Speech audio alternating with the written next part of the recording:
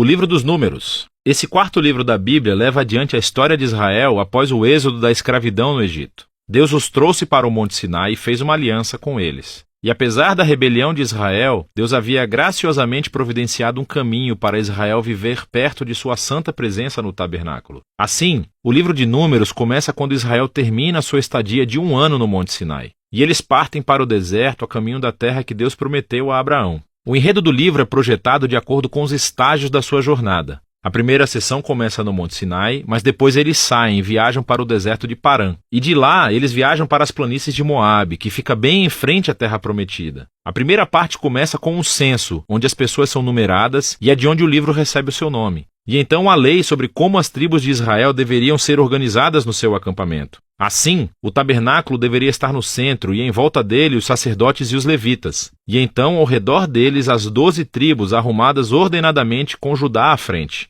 Tudo isso fazia parte do simbolismo elaborado de como a presença santa de Deus deveria estar no centro da sua existência como povo. Tudo isso é seguido por uma série de leis que desenvolveram as leis de pureza do livro de Levítico. Se a presença de Deus estivesse entre eles, todo o esforço deveria ser feito para que o acampamento fosse puro, um lugar que pudesse acolher a santidade de Deus. No capítulo 10, a nuvem da presença de Deus se eleva do tabernáculo e guia Israel para longe do Sinai e para dentro do deserto. E imediatamente as coisas dão terrivelmente erradas. No capítulo 11, o povo começa a reclamar sobre a sua fome e sede e como querem voltar para o Egito. E no capítulo 12, os próprios irmão e irmã de Moisés começam a se opor e falar mal dele na frente de todo o povo. Essa viagem não está começando muito bem. A próxima sessão começa quando os israelitas chegam ao deserto de Parã, a meio caminho da terra prometida. E Deus diz a Moisés para enviar 12 espiões, um de cada tribo, para que eles possam espiar a terra prometida. Quando todos os espiões retornam, 10 deles dizem que não há chance de Israel sobreviver lá porque os cananeus os destruirão. Mas há 2 espiões, Caleb e Josué, que dizem que Deus pode salvá-los. Mas os 10 levam as pessoas a uma fúria medonha e começam a planejar um motim. Eles vão nomear um novo líder e voltar para o Egito. Então Deus fica compreensivelmente irritado e Moisés intercede em favor do povo.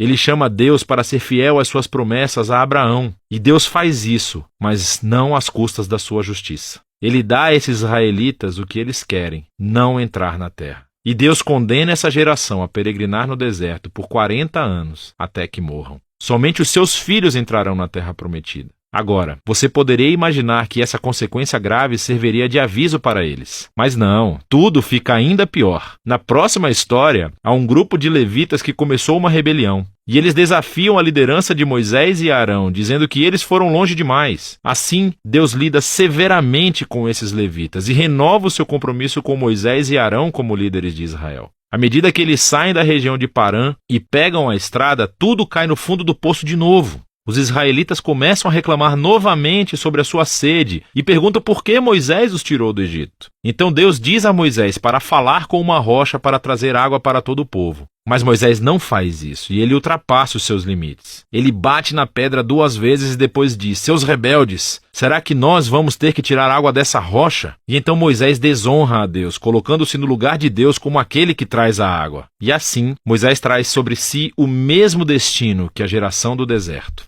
Ele também morrerá no deserto e nunca entrará na terra prometida. Depois disso, os israelitas se rebelaram novamente, e Deus traz um juízo muito estranho sobre eles, serpentes venenosas para vir e morder o povo. E assim, Moisés novamente intercede em nome do povo. E Deus diz a Moisés para fazer uma serpente de bronze e levantá-la em um poste. Quem olhasse para essa serpente seria curado da picada venenosa. É um símbolo muito estranho, mas está à altura do desafio que Deus impôs: ser fiel à aliança. Ele está certo em trazer justiça ao mal e ao pecado dos israelitas. Mas até a justiça de Deus se transforma em uma fonte de vida para aqueles que buscarão a cura de Deus. A partir daqui, as pessoas vão para as planícies de Moabe. E a primeira parte principal dessa sessão se concentra na figura estranha de Balaão. O rei de Moabe está assustado com esse grupo enorme de pessoas que viaja pelo seu território. Então ele contrata um feiticeiro pagão, Balaão, para amaldiçoar Israel. E 3 vezes diferentes Balaão descobre que não pode amaldiçoá-los. Ele só pode pronunciar bênçãos sobre Israel. Lembra Lembre-se da promessa de Deus a Abraão em Gênesis 12. Assim, Balaão não só não pode amaldiçoar Israel, mas Deus realmente lhe dá uma visão sobre um futuro rei israelita que um dia trará a justiça de Deus a todas as nações. Essa visão lembra a promessa de Jacó a Judá em Gênesis capítulo 49. Vale a pena parar para refletir sobre o fluxo do livro até agora. As histórias de rebelião no deserto se amontoam, ficando cada vez piores. E embora Deus traga atos parciais de justiça sobre Israel, ele também continuou mostrando misericórdia, fornecendo comida e água ao longo do caminho.